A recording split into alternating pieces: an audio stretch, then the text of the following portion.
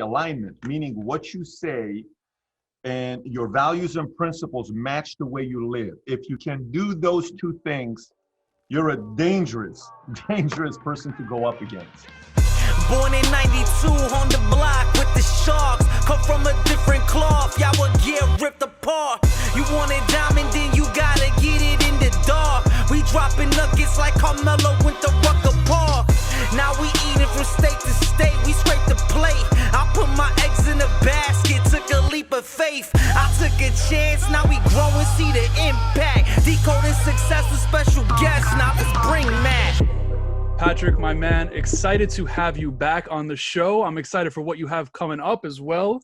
Amazing stuff, man. I'm really grateful for all the content you put out. And I must say, you know, you're an inspiration on many levels. And listen, I don't need the brownie points. I don't need to be a brown nose. I owe nothing to that. But your interview style and all that, man, it's truly inspiring. And I just want to say thank you for what you put out in the world, for what you're creating. And I'm excited to have you, man.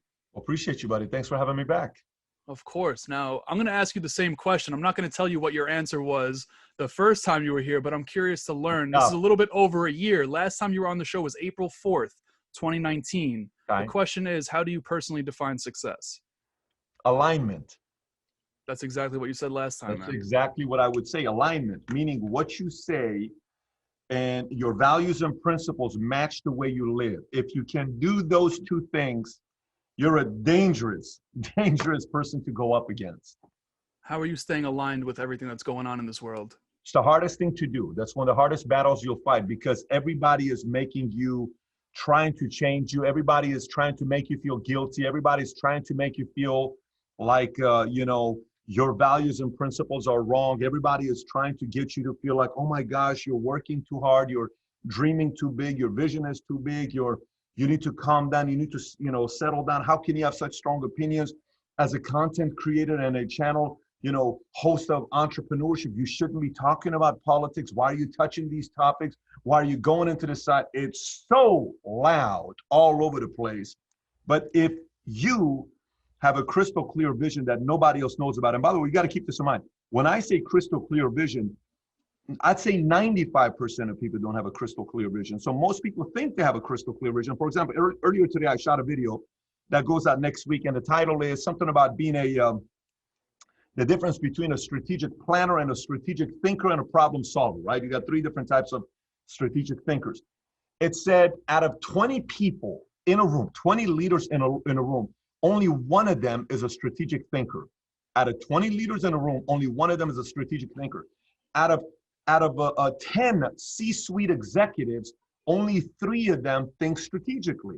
Let me say that one more time. Out of 10 C-suite executives, only 3 of them think strategically. What does this mean?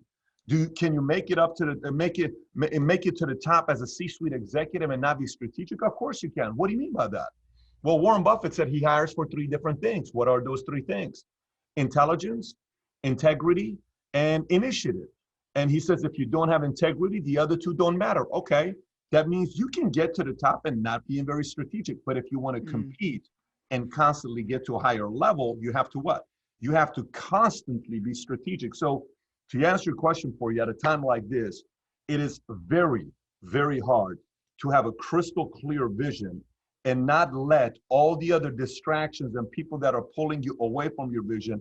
But if you are real about your vision, if it's a true vision, and you're able to fight it and you come up with the right strategies, eventually that vision is going to become a reality. Right. I love that. So I just need to point this out, man. It doesn't look like you got the quarantine 15 at all. You're looking pretty jacked. Again, like, I don't know. You had your arms going there, man. I just had to point that out. But what is your advice for getting clear? How are you staying clear? Yeah, that's a good question. It's asking a lot of questions. You know, it's a lot of private time. It's a lot of by yourself. It's a lot of, you know, one great question can change a person's life. You know, like I remember when I was 24 years old and everybody was talking about getting married and having kids. And I asked the question, I said, why do you want to get married, Pat? And people say, you know, that sounds like a simple question. I guarantee you that's not a simple question. Ask the question, why do you get married? Then typically the first answer people say is what? Because that's what you're supposed to do next. You're supposed to get married. Right. You're not supposed to do anything. Why do you want to get married? Then I'm like, oh my gosh, I enjoy my own company. I'm okay with myself. I can go to movies by myself. I enjoy driving the car by myself, listening to Sade and it's raining outside, or I'm listening to a nice audiobook. I enjoy my own company. So why do you get married? And you really have to start thinking about that. Why? Right. Why give up that risk of being married to somebody else? You know, in the world of business, if a business transaction doesn't work out, you can go find another business partner. If you have a client that it doesn't work out, you can go find another client and another client, and you can replace a client every day if you want to. You can replace an employee every day if you want to. You can replace a new partner every year if you want to, C-suite executive. You can have 2, 3, 4, 5 kids, so you have options. One kid that knows you got 2 more. You have options. But if you get married, if you and your best friend get into a fight, you don't have to sleep in the same bed at night. If you and your best friend get into a fight, you may go 4 weeks not seeing him. 4 weeks later, you're cool. We cool. But if you're married, you get into a fight with her, you have to go to bed that night. And you have to see them in the morning, make breakfast with the kids, change. It's very complex to get married. So why get married? You know, why have kids? Why work hard? Why chase after a vision? Why put your body through this? Why not just relax? Why not just kick back? Why not just go out there and rest? Why not? So I think the biggest thing is to get clear is to ask the right questions. When my wife and I were dating, we went on our second date. At that time, I had a book that was recommended to me called 101 Questions to Ask Before You Get Engaged. And I don't know, maybe last time we spoke about this as well. Right. But it was 101 Questions to Ask Before You Get Engaged. And I gave it to her on our second date. And we went the following Saturday at her place, and we went through 6 hours of questions. Out of the 101 questions, I only needed like 50 of them, 55 of them, you know, but we can go through all of them. And I knew, because I was doing that exercise with 3 other girls at the time. And I said, you know what? I think this is the one I'm willing to risk. But I don't know how marriage is going to be. People ask me, how long do you think you're going to be married? How do you guys make it work? I'm like, look, I don't know how we're making it. We've been married 11 years, and I think we can go 1 more year. I don't know if I can go 30 more years. I don't know if I can go for the rest of my life, but I know for a fact I can go 1 more year. And we've been saying this since day one. So I think when you're asking a question about clarities, I think people don't ask the tough questions. They just ask the general question. We're supposed to get married next. Why? It's because that's what people do. Who said? Who is they? Who are these people? I've never met these people. Who are these people? Who is this committee that tells you what you're supposed to be doing? So clarity is based on you asking tough questions. And the more tough questions you ask, and you're able to recreate yourself where every 90 days, people don't recognize you because there's a new version of you. Eventually people look around and they say, man, I don't recognize you anymore. Back in the days when we used to bodybuild, my buddy and I, we would put challenges, and we would say, we're not going to look at our body for 90 days. So we'd go to the gym with long sleeve.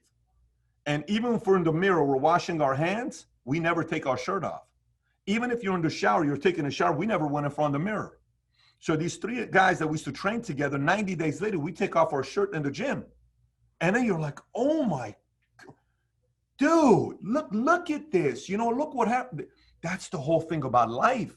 So if you're excited about recreating yourself, you don't know what's going to happen in 90 days. You don't know what's going to happen in a year. You don't know what to expect in 2 years. So you start looking forward to life. You're like, oh my gosh, what's going to happen next in this movie that I'm living in? That's the whole part about recreating yourself and being clear on your vision. It takes some time, and it takes some right questions to ask. I love that. Now, one thing we talked about last time, I don't think we got into the details of what I'm going to ask now, because personally, I just wasn't there. I wasn't able to even ask this type of question. I've grown since then. You know, you talk about this vision, right? Being clear on that. What is your strategy, your tactics, your habits to keep you in the now, yet still have that vision? Like, how do you not go too far into that vision where that's all you're focused on, and then you remove yourself totally from the now? That's why I wrote the book, Your Next 5 Moves, because everything, your first move is in the now, right? So your next 5 moves, you know, this is about business strategy, master the art of business strategy. Okay. So for example, let's unpack that. Okay. So we just talked about marriage. I want to get married. Okay, cool. What's step number 1 for getting married today? If your daughter dated a guy like you in your current position right now, 24 years old, would you let her marry you? Hell no. Okay. No problem. So that means you're not ready to get married right now. No. So what needs to happen for you to get married? Well, I need to change. In what areas do you need to change today? Who do you want to marry? I'd like to marry a girl that's this. To have a wife like this, and what kind of a marriage you want to have? This. That's move number 28, for example, right? It's not move number 1. That's 28, or move number 18.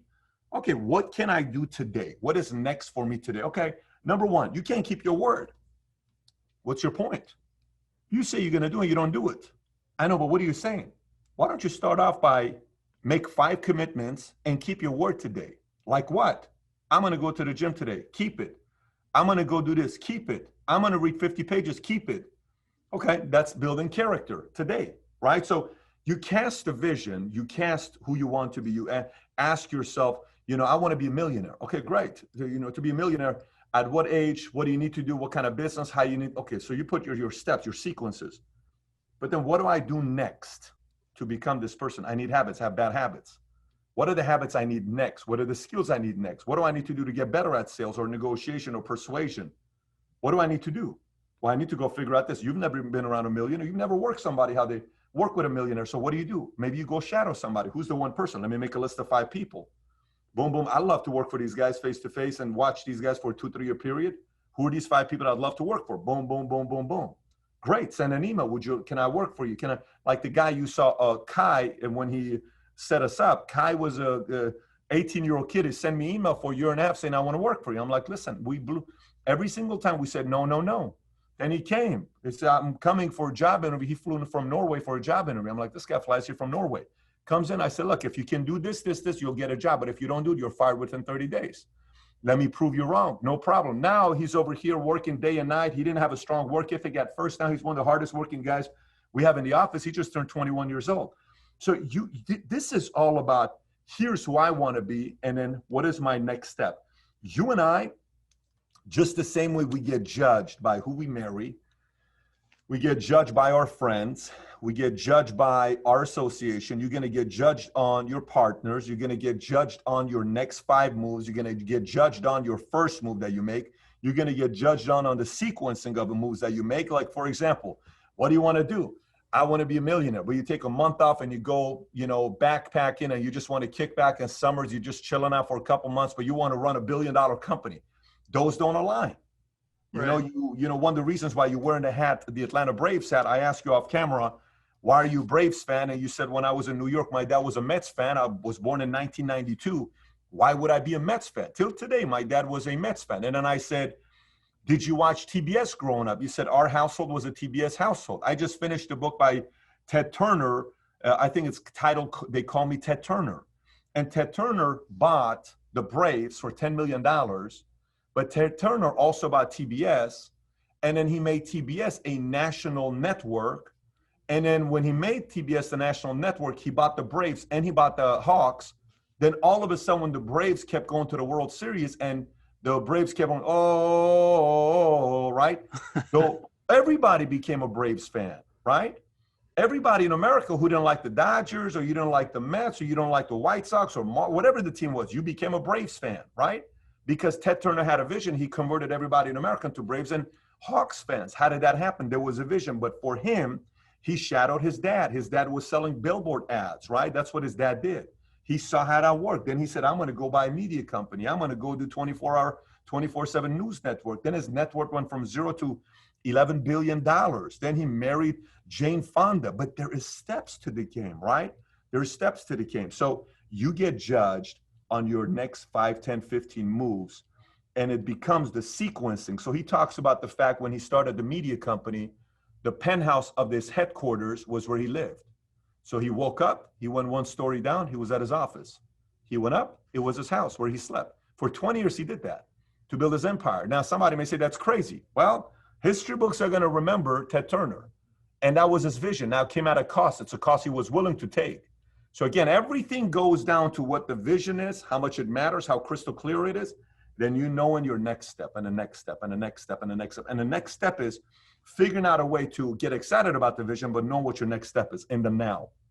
I'm curious, Patrick, what was it that made you realize how important it was knowing your next 5 steps, your next 10 steps, your next 15? It's a great question. One day I woke up and at the time I was dating a girl. I loved her a lot. She loved me, but she was going Hollywood, and I was kind of trying to get away from Hollywood. My dream was to be the Middle Eastern Will Smith, maybe an Arnold type of guy. I'm going to go do acting. I'm going to do Hollywood, and I'm going to go win an Oscar. But then I kept getting pulled into business. And then one day I got a text in the morning saying, I don't think this relationship is going anywhere. 6 o'clock in the morning, I wake up. This relationship's not going anywhere. I think it's time. I think we got to break up. Then I have a message from my mom saying, she left it the night before late. She says, what kind of a son are you? You haven't called me for a couple months. What happened to the old son that used to call me all the time? So first, my heart's broken. My girl's breaking up with me. 2, I feel guilty because my mom says I'm not a good son. Then 3, I get an email from my number 1 client at the time. I was going to make 15 grand commission on this one. He just canceled. Then 4, I get an email from my number 1 sales guy saying he's resigning and he's leaving. This all happens within the first 5 minutes of my day. And I'm sitting there in bed saying, what the hell do I do next? What's my next move? Do I call my girl and spend the whole day with her? Do I call my mom and say, Mom, I love you, and apologize and let that guilt really take my entire day? Do I call the client first? Do I call the salesperson first? Do I go to the office? Do I sleep in? Do I go to the gym? What the hell do I do? In that moment, I'm asking myself, this same exact situation, people could handle it 5 different ways, okay? This situation, 10 different people. One person could make the call to the girlfriend first, then mom.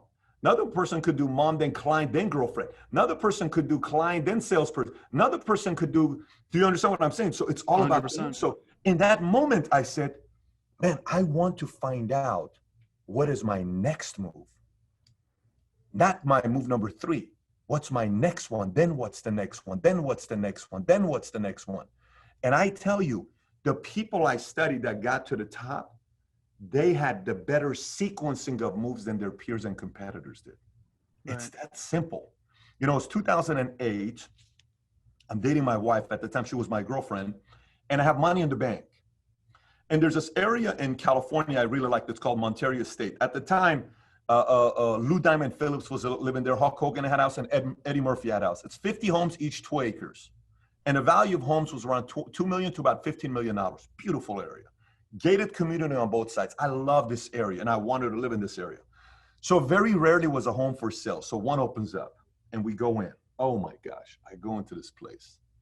Gated community, gated house, 2 acres, basketball court, tennis court, massive pool. You drive in with a long drive-in to go to the front of the house, pillars, gorgeous bedroom, jacuzzi in the corner, massive closet. Love it. I'm walking and saying, this is my house. This is my house. This is my house. And anytime I want to make a big purchase, I have to go through it 3, 4, 5 times to see if I still have the childlike excitement about it, right? I go back, oh my gosh, this is my house. This is my house. This is my house. This is my house. This is my, and then one day I sit down and I said, okay, do you want to buy a $2 million home or do you want to buy a $30 million home? I said, I want to buy a $30 million home. Do you want to be worth a few $1 million, or do you want to compete and be able to do some things that history books where your family's going to look back and say they made the right decision to sacrifice everything and come to America where the David last name is going to be a name people know, your dad's going to be proud of the decisions he made to sacrifice everything to come here. I said, I'm going for the bigger picture. I woke up, I said, you know what, babe? We ain't buying a house. She says, what? I said, I'm not buying a house. We're not married at this moment. I said, I'm not buying a house. What do you mean you're not buying a house? I'm just not buying a house. This is 2008. Market tanks. A year later, I start my insurance company. With the same money I was going to put on a down payment, I put in the insurance company. Do you realize a month after I started a company, I get sued by the $400 billion company I was a part of and had to cut a massive check to them, multi 6-figure check. If I would have bought the house, I wouldn't have had that cash to pay the lawsuit that I had because it was a trade secret. Like, we don't want you to go and leave our clients, take our clients. I settled. It was supposed to last 4 or 5 years. 8 months later, I settled because I had a check. If I don't have the check to settle because I would have bought that house, I won't be in the position I'm in right now. Wow. I would have been stuck in that position. So I have to sit there and realize, do I buy that house short term, or do I say, stay in an apartment complex at the Summit in Woodland Hills and hang tight, but chase the vision? These are the types of things that we get judged for. That's what I mean when I say sequencing. So this is why I talk about all that stuff in the book, Your Next 5 Moves, which I decided to publish with Simon & Schuster, that people can get on Barnes & Noble and Amazon. I love that. Now, you piqued my interest on 2 things right here. Number 1, I need to know, what was the first decision you made out of those 5? Was it call mom, the girlfriend? Which one was it? Yeah, so the first thing I did is I contacted the agent that resigned, is what I did. I called him first. And when I called him first, I said, what's going on? He says, well, you know, just this is not working out for me, et cetera, et cetera. And the agent that resigned was the agent that I went and split the sale with the client that we wrote. So he resigned because his heart was broken that the client canceled. So once I called him, he told me what the client was upset with. I called the client and went to the client to have breakfast with him in the morning. I won him over. Once I won him over the $15,000 commission, I ended up splitting it with this guy because he stayed in the business. I gained the client. Then I came back and I sent some flowers to my mom because, your mom's going to be there and she's going to forgive you. Then I said, do you really want to be with this girl or not? Because I'm going to be chasing my dreams. And eventually we broke up together and we moved on. So I'm not going to compromise my dreams because of a girl. I'm not going to do it because here's what'll happen. Say I compromise the dreams for the girl and I marry this girl who's the love of my life and we're together for 10 or 20 years. And then one day I'm 48 years old, sitting there resenting the fact that I made a decision to do what she wanted, but not what I wanted. And I compromised my dreams and I'm going to resent her forever. I don't want that. So the best decision was for us to break up. And that's kind of what happened. That's powerful, man. Now, one thing I really admire is the fact that you delayed gratification, right? You were able to buy that house, but you didn't because you knew something was bigger to come. How do you do that? It's not easy, especially as a millennial where we're like under this fucking light bulb, or even if it's a self-imposed light bulb in a sense, I'm really curious, like how you built that patience inside of you. I'm not going to lie to you. It's not easy. And a lot of times I didn't have it. So this is not, I'm telling you the good stories. The bad stories are the hundreds of times that I was like, I was impatient and I wanted it right away. And it kind of hurt me and it, screwed me over and it set me back 6 months or 12 months. So this is just one story I'm giving you. Most of the time, the decisions were the other way around where I wanted right off the bat. But that's the game. That's right. The challenge. That's the tough part. Like, I'll give you another example of what you see a lot of people doing today. You see a lot of people today having 15 businesses, 10 businesses. And then they'll use the excuse and say, well, look what Bezos, he owns 50 companies. Musk owns 50 companies. Yeah, Musk owns 50 companies, but Musk had a first exit where he got a fat check. And Musk got a second exit that he got a fat check. And then he had a third exit of PayPal. Then he got a fat check. Then he went and bought multiple companies. You haven't even had an exit yet. Well, Bezos did it. Well, Bezos started off with one product.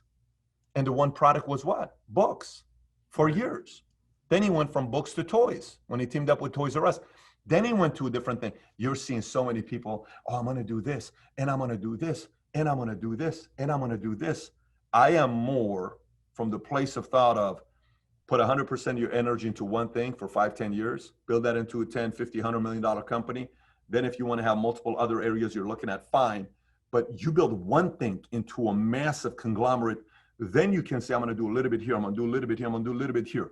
And I like to go start up, build a company, start up, build a company, but it's going from this opportunity here. I don't want to go out there, putting my energy into 15 different places because 17% goes here, 18% goes here, 22% goes here, 13% goes here, 100% goes here. You can't beat me if I'm going 100% here. So, sometimes you see a lot of people being tempted to try a lot of different things and it's not the right thing to do. By the way, social media influencers, some of them can really screw your life up. And let me explain to what I mean by that. Some of them can screw your life up.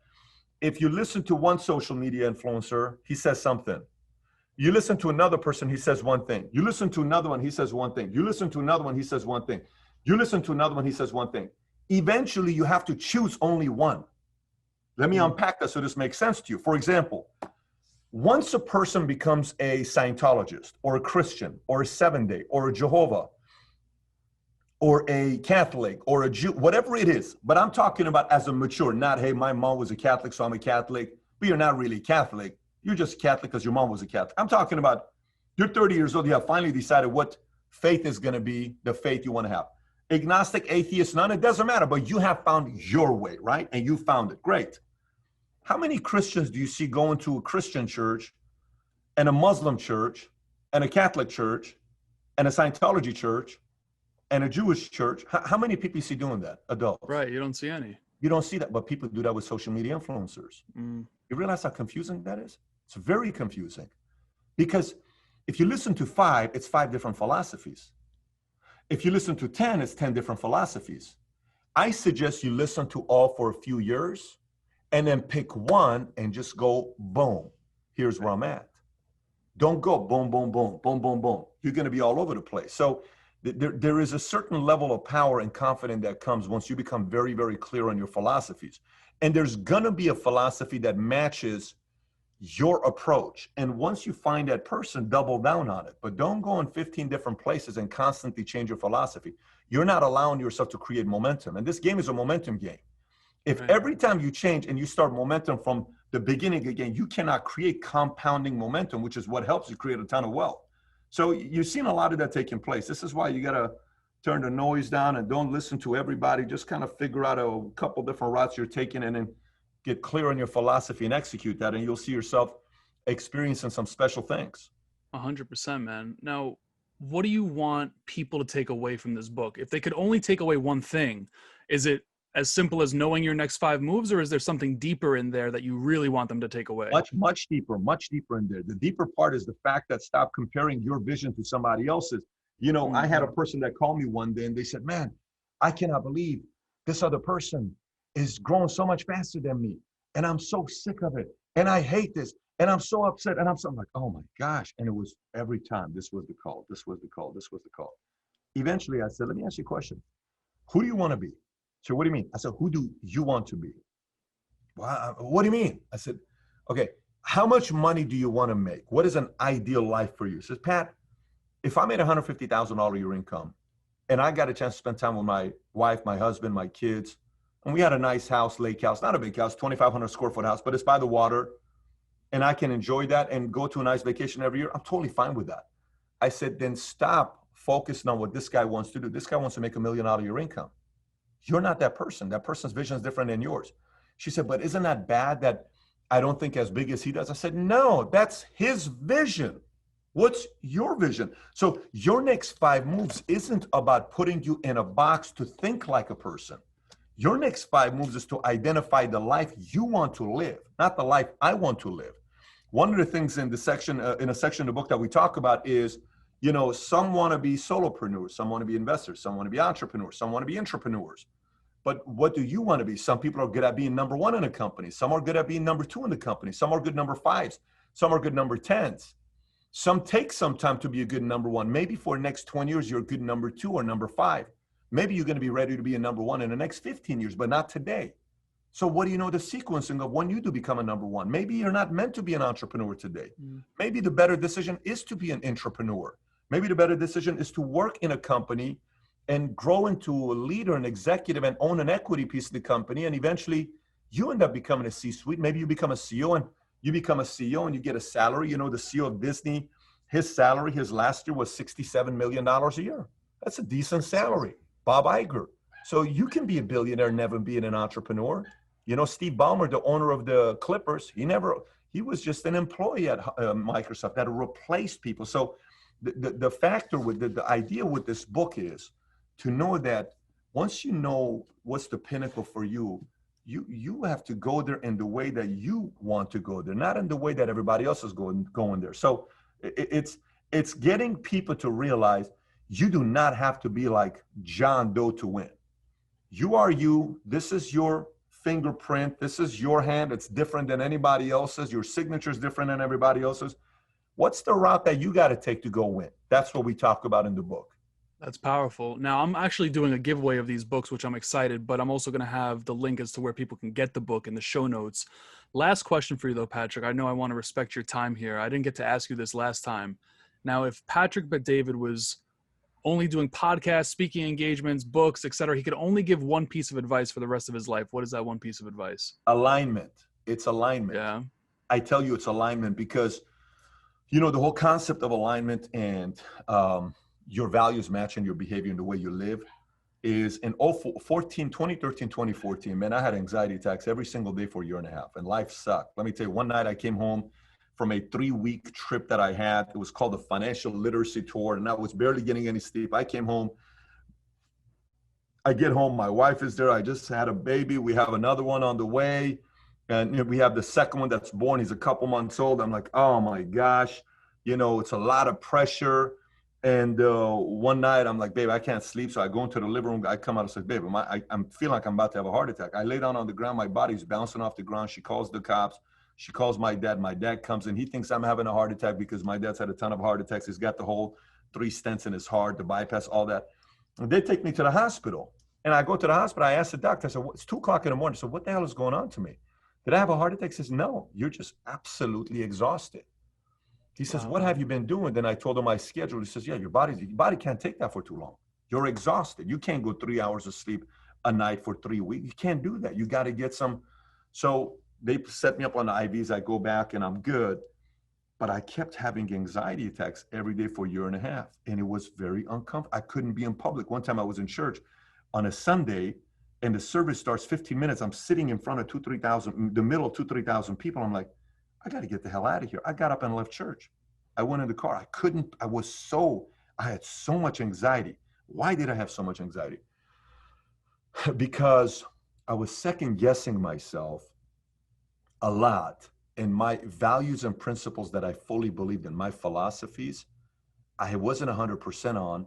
And the way I was making my decisions in my life and the way I was living wasn't 100% here because neither one of these were 100%. I kept second guessing. I'm like, oh my gosh, I want to study the topic of why I'm having these anxiety attacks. And I learned people who are depressed, which I'm not depressed, people who are depressed live way too much in the past. People who have anxiety attacks spend way too much time in the future. People who are at peace live a lot in the present, right? They live in the present today. So I said, I got to get aligned and I got to live in the present. And as long as I do that, I'm going to be fine. Of course, have a vision, have what you want to be doing, but what can you do today? And the more I went present and I was aligned with that, I was able to enjoy my life and the process. Like today, I'm probably the happiest and the most fulfilled I've ever been in my life. And I run multiple companies now. I'm not running one company now. I have a lot of things that's going on with me right now. I got a lot of responsibilities. I'm going through a lot of different things. I'll be making some major announcements over the next few months where the marketplace is going to say, what did Patrick just do? And they're going to be shell shocked, what just happened with me. And they're going to say, wow, Pat was going through this and doing all this other stuff. Yes, that's exactly what was taking place. But again, I'm saying this to you, and I have more pressure in my life today than ever before, but I'm calmer than I was in 2013, 2014, because 2013, 2014 was second guessing. 2013, 2014 wasn't aligned. Today, there's no second guessing, and today's aligned, and I'm enjoying the process. So you asked me that question, I would give you that feedback. So it started off with that, and we're ending with that. So that's there beautiful. You go. That's a perfect start, perfect finish, man. Pat, I appreciate you. I appreciate you hopping on. I'm excited to be able to amplify this new project, this new book, and you're amazing, man. I appreciate you. Much love, I appreciate you. Thanks for having me. Born in 92 on the block with the Sharks. Come from a different cloth, y'all would get ripped apart. You want it diamond, then you gotta get it in the dark. We dropping nuggets like Carmelo went to Rucker Park. Now we eating from state to state, we scrape the